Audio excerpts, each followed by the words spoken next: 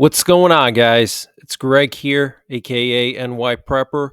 It is Sunday, January 21st, 2024, and I have an emergency alert to share with you guys.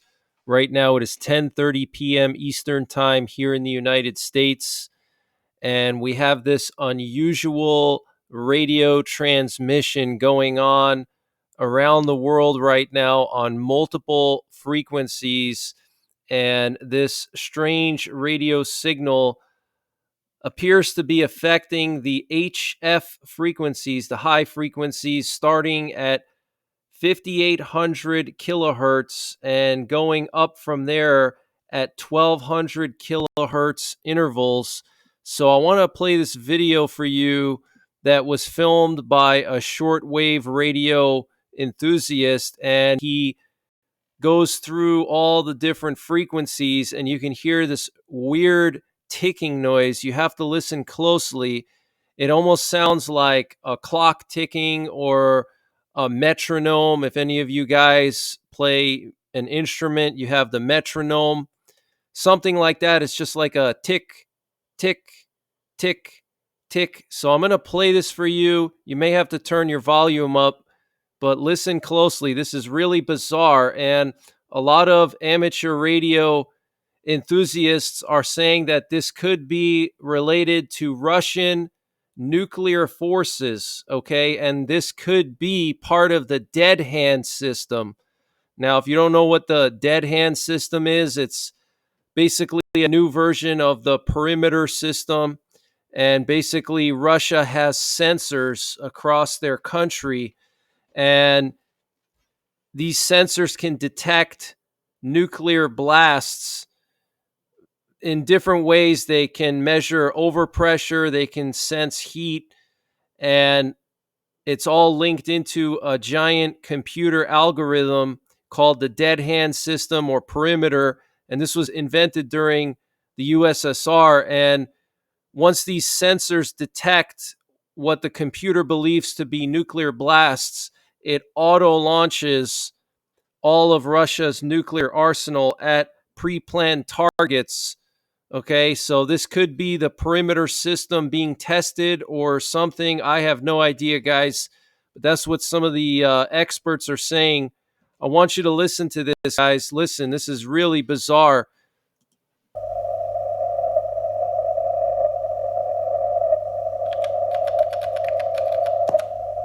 So now he just changed it to 7,000 kilohertz.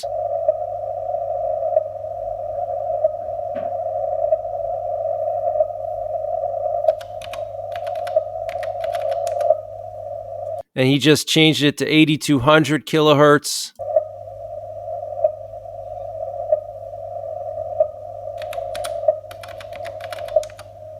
Then he just changed it to 9,400 kilohertz.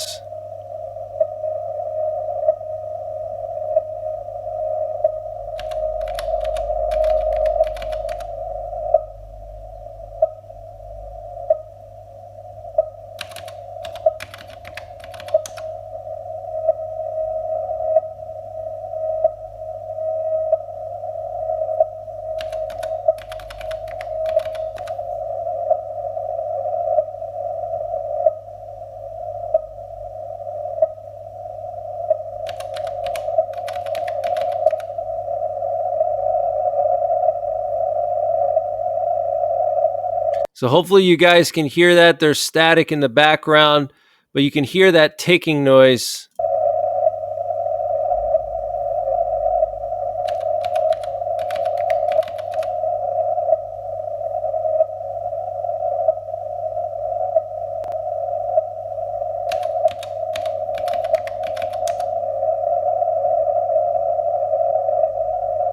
So I don't know what that is, but here I have an SDR, and I want to show you guys that this is in fact not BS. So I have this set to 7,000 kilohertz, and we're going to listen in right now.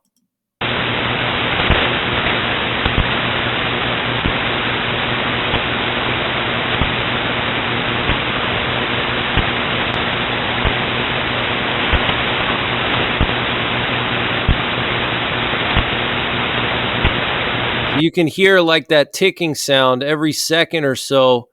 And you can even see here this red bar, okay, every second or so, this red bar moving over.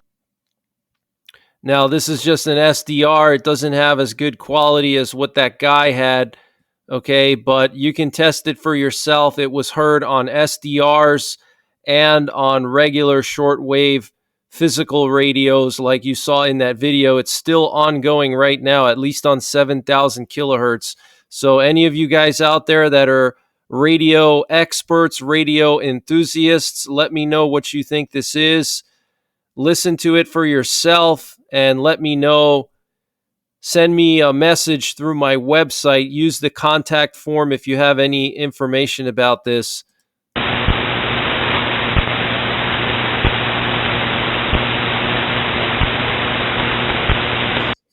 And apparently this was heard all over the world, guys. Amateur radio operators heard this all over the world, from Italy to Alaska and everywhere in between. We currently have a U.S. nuclear war command and control plane up in the air over the Georgia-Alabama border. It just came in from the Atlantic here off the coast of Florida. And we also have a nuke sniffer plane that took off from Brisbane, Australia, and it's currently going over the Indian Ocean. Very, very interesting, guys. Look at this. It's just south of Sumatra right now. Absolutely insane.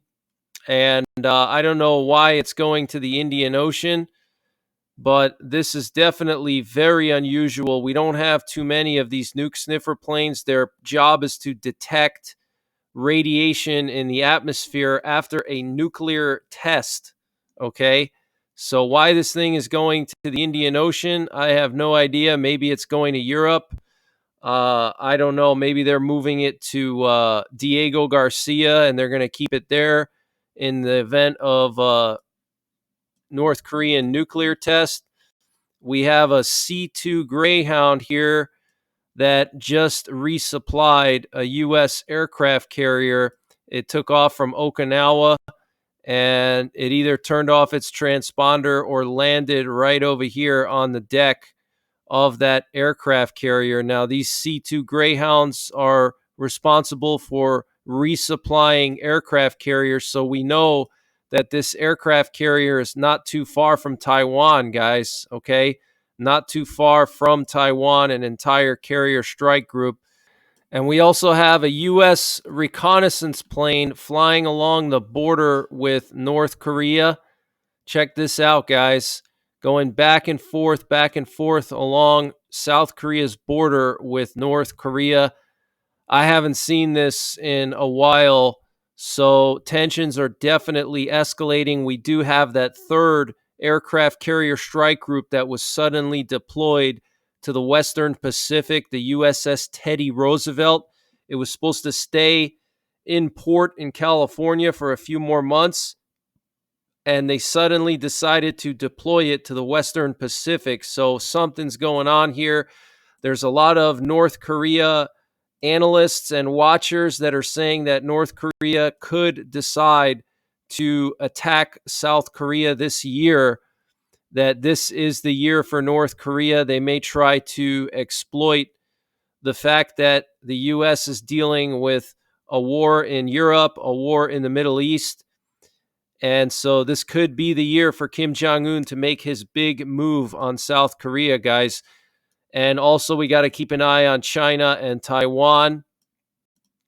And want to just update you on the situation in the Middle East. We have some very concerning footage coming out of Beirut, Lebanon. What you're looking at here is a flare that the Israeli Air Force deployed over Beirut. Beirut is the capital of Lebanon, okay? And Lebanon is the home of Hezbollah, okay? And apparently Israel was doing mock air raids over Beirut today, and they dropped a bunch of flares over the city. Why they would do this, I don't know. Is it to send a message to Hezbollah to kind of intimidate them? I have no idea, guys, but this is definitely a show of force by Israel. And I reported a few days ago that apparently Israel gave U.S. diplomats to the end of January to try to figure out some kind of a peace deal with Hezbollah. And so far, they haven't been able to work out any kind of a deal with Hezbollah. So it looks like Israel is going into Lebanon. I think it could happen this week. It could even happen next week. The Israeli Ministry of Defense is now working on a plan to shelter 100,000 people in northern Israel. The government may be forced to evacuate them in light of a possible escalation with Hezbollah. Okay, so I already reported like 2 weeks ago that the volunteer security forces in Israel, in the northern part of Israel, received weapons and ammo from the Israeli military. And the Israeli government has put all the hospitals and clinics on high alert in northern Israel to accept potentially thousands of casualties. This was 2 weeks ago. Now they're working on a plan to shelter 100,000 people in case they have to evacuate more people from northern Israel. So things are really escalating, guys. And apparently, there was another Israeli operation in southern Lebanon today in the town of Kafra. And Hezbollah launched an operation on the Pranit barracks of the Israeli army on the command center of the Galilee division on the border with Lebanon. So Hezbollah and Israel trading fire today again. There was also a rocket alert in northern Israel near the border with Lebanon in the town of Shomera. And the U.S. military base near the Al Omar oil field in eastern Syria was reportedly attacked by drones today. This was reported by the Al Mayadeen television channel. According to Al Mayadeen, there were several kabooms on the territory of the U.S. military base. The kabooms were heard in the surrounding area, and the Iraqi Islamic resistance is claiming responsibility. And we also have reports from OSINT sources that there's intense ISR activity over Baghdad, intelligence, surveillance, and reconnaissance activity. And apparently, Iranian IRGC forces have reinforced some of the Syrian military forces in Syria's al-Bukamal region in the eastern Deir ez-Zor part of Syria. They came from Iraq apparently with 3 trucks escorted by security forces. And according to Yemen sources, the Houthis have transferred large naval weapons to the Red Sea, including missiles, sea mines, and sea-based drones. So it appears that the Houthis are preparing for some type of massive escalation with the United States. They're moving all this weaponry towards the Red Sea, missiles, sea mines, and drones. And the Parliament of Yemen has officially declared the American, Israeli, and British governments as top global terrorist entities. And this update was sponsored by My Patriot Supply. Guys, they have brought back their 25% discount on their 3-month emergency food supply. And to get the deal, you got to go to preparewithNYPrepper.com. The link is in the description below this video. But this 3-month emergency food supply is freeze dried, so it has a 25-year shelf life.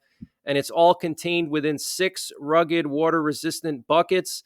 And free shipping is included. So again, use the link preparewithNYPrepper.com to get 25% off of the My Patriot Supply 3-month emergency food supply. It's really a no-brainer. 25-year shelf life. You don't have to worry about your food preps going bad. You don't have to worry about rotating anything. And it's all contained within 6 buckets. So you can find the space to store 6 buckets, guys. And they also have a general store. If you click on the My Patriot Supply logo at the top of the page when you get to preparewithNYPrepper.com, you can access their general store. and they have all kinds of prepping and survival items for sale. They have MREs, they have survival seeds, they have potassium iodide, they have survival bars. So check it out. Prepare with NYPrepper.com to get 25% off of the My Patriot Supply 3-month emergency food supply, and the link is in the description below this video. And former Iraqi foreign minister from 2003 to 2014, Hoshyar Zabari, warned on Twitter today that an American response to the attacks on U.S. bases is coming. He said the American response to the intense missile bombardment on the Ain al-Assad base in Anbar and the human damage caused by some state factions is coming, directly targeting those who carried out this attack. Stay tuned, okay? So this guy was the foreign minister of Iraq during the surge, okay, when Bush sent a bunch more troops and Obama sent a bunch more troops from 2003 to 2014. That was the peak of the Iraq war. He was the foreign minister, so he knows a thing or two about the U.S. and the region, and he's saying that an American response is coming.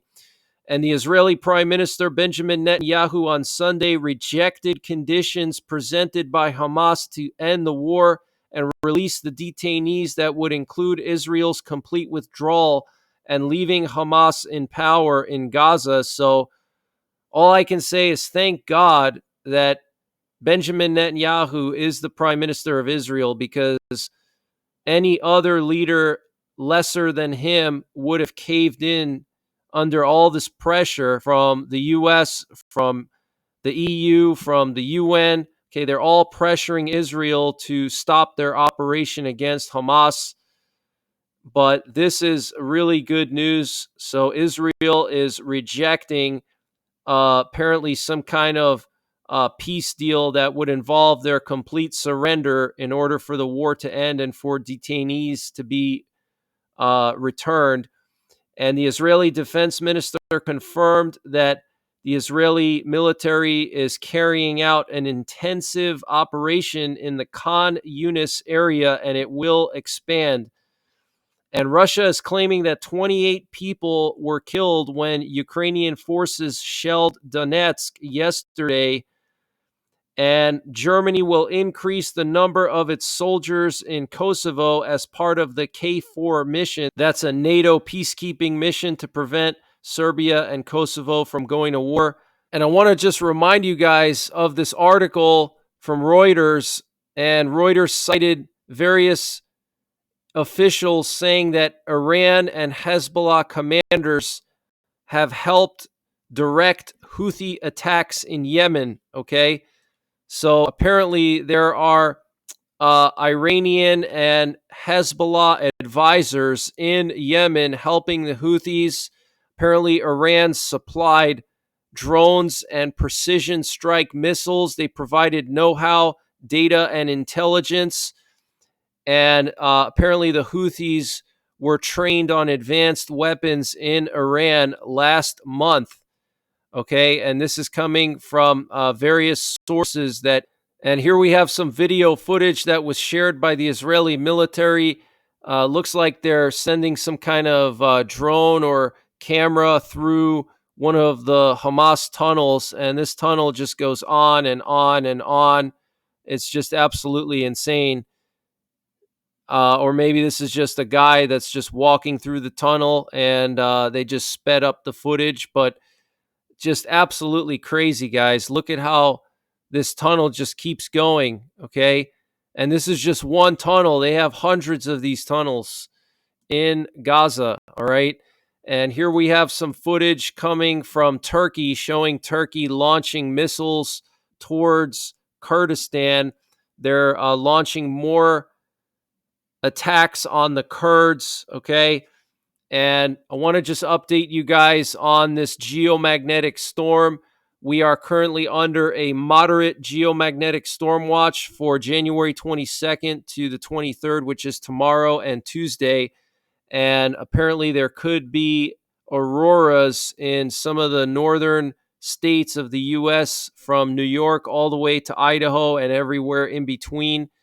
So keep an eye to the skies tomorrow night after the sun goes down. Look towards the north, get up on the top of a hill, and if there's a clear sky, you may see an aurora. And there could even be some interruptions to communications and radio.